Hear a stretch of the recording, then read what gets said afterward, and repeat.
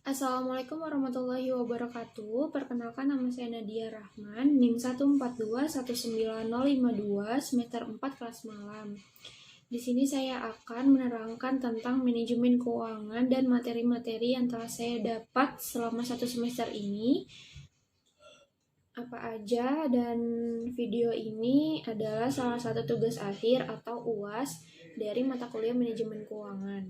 Nah, pertama-tama yang perlu kita ketahui bahwa manajemen keuangan adalah segala aktivitas perusahaan yang berhubungan dengan bagaimana perusahaan memperoleh dana, menggunakan dana, serta mengelola aset sesuai dengan tujuan perusahaan. Setiap perusahaan pasti membutuhkan dana untuk memenuhi kebutuhan sehari-hari. Berbagai kebutuhan perusahaan yang berkaitan dengan pendanaan harus dikelola secara baik dan terarah. Itulah mengapa penting bagi setiap perusahaan untuk memiliki dana dan memperhatikan manajemen keuangannya. Nah, jadi manajemen keuangan ini sendiri itu sangat penting bagi suatu perusahaan. Perusahaan apapun itu, karena setiap yang mengenai pengelolaan uang dan pendanaan, terus kayak pemeliharaan aset, itu semua dikelola sama manajemen keuangan. Nah, masuk ke materi yang pertama.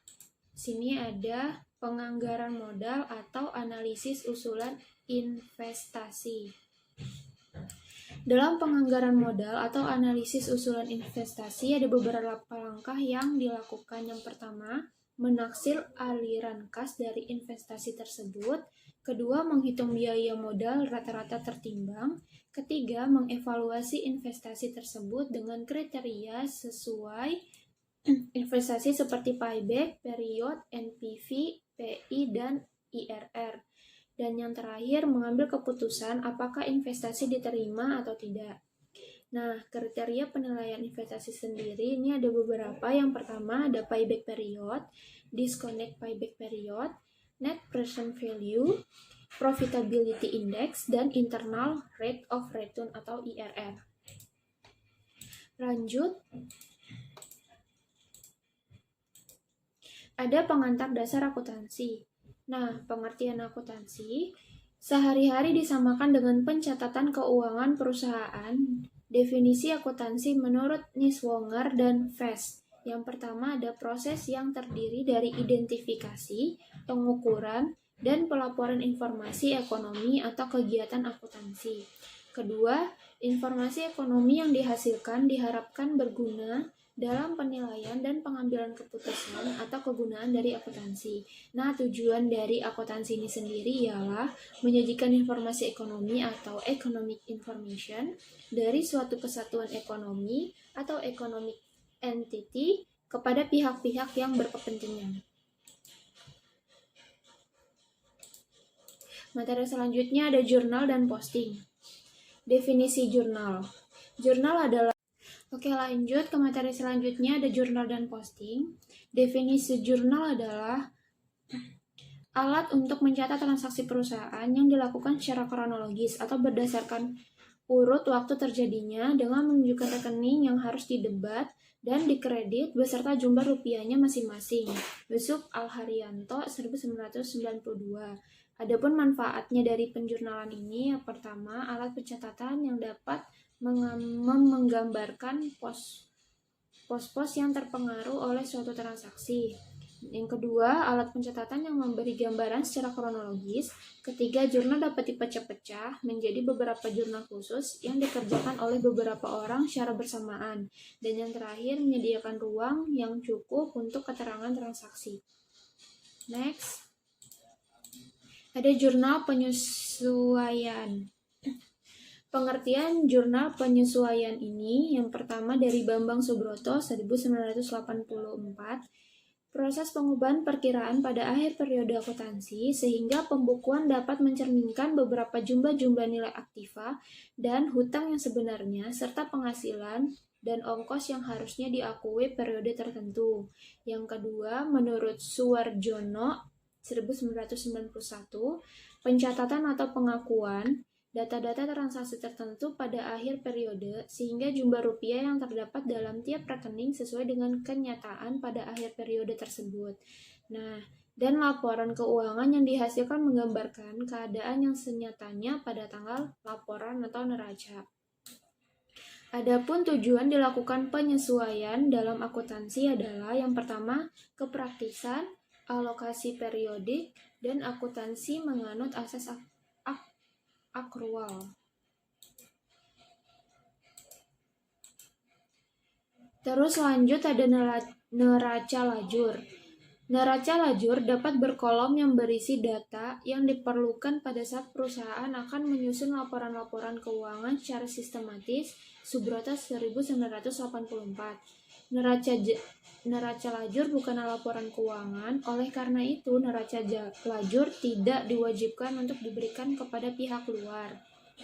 Adapun fungsi dari neraca lajur menurut Suhardimanto 2001. Mengetahui akibat dari suatu ayat penyesuaian sebelum ayat ini di jurnal dan dimasukkan dalam buku besar, memilih atau menyortir saldo perkiraan-perkiraan yang telah disesuaikan ke dalam lajur-lajur yang semestinya di neraca lajur, sehingga dapat dengan mudah untuk menentukan perkiraan-perkiraan real maupun nominal, menghitung dan membuktikan kebenaran dalam perhitungan laba.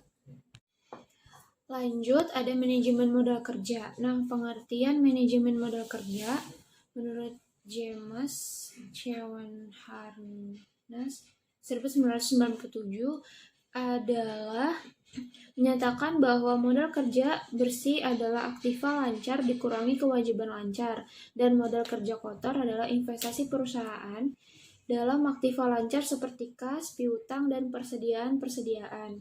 Yang kedua, menurut Yanto 1995, modal kerja adalah investasi perusahaan dalam harta jangka pendek, yaitu kas, surat berharga jangka pendek, piutang, serta persediaan. Nah, secara umum, modal kerja dapat berarti seluruh aktiva lancar atau modal kerja kantor, modal kerja kotor, gross working capital atau konsep kuantitatif. B. Aktiva lancar dikurangi utang lancar atau net working capital atau konsep kualitatif. Dan yang terakhir, keseluruhan dana yang diperlukan untuk menghasilkan laba tahun berjalan atau functional working capital atau konsep fungsional. Next ada analisis rasio. Arti penting analisis laporan keuangan.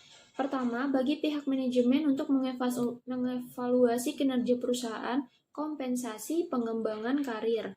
Bagi pemegang saham untuk mengetahui kinerja perusahaan, pendapatan, keamanan investasi. Bagi kreditor untuk mengetahui kemampuan perusahaan melunasi utang beserta bunganya. Bagi pemerintah, pajak, persetujuan atau go public.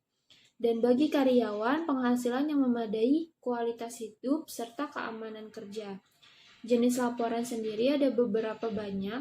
Ada banyak laporan keuangan yang dikeluarkan perusahaan, tetapi yang umum digunakan adalah yang pertama laporan laba rugi, kedua neraca, ketiga laporan perubahan laba ditahan, dan laporan arus kas. Pengertian laporan laba rugi. Laporan laba rugi merupakan laporan atau ringkasan kegiatan operasi perusahaan selama satu periode. Umumnya adalah 1 tahun dan berakhir 31 Desember sekian. Untuk kepentingan terbatas, misalnya pada perusahaan publik, perusahaan dapat mengeluarkan laporan untuk 3 bulan, 6 bulan, ataupun 9 bulan. Kedua ada neraca. Neraca merupakan ringkasan posisi kekayaan perusahaan pada saat tertentu.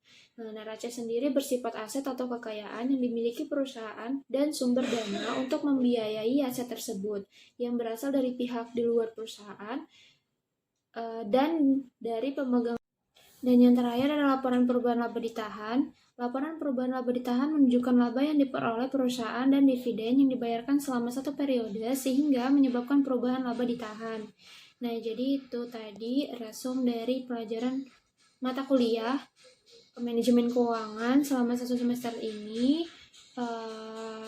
Saya Nadia Rahman mengucapkan terima kasih kepada Pak Dede yang telah memberikan waktunya selama 1 semester ini, dan terima kasih juga sabar menghadapi kelas kami. Itu saja. Apabila ada kekurangan dalam penyampaian dan materi, saya mohon maaf. Wabillahi taufiq wal hidayah. Wassalamualaikum warahmatullahi wabarakatuh.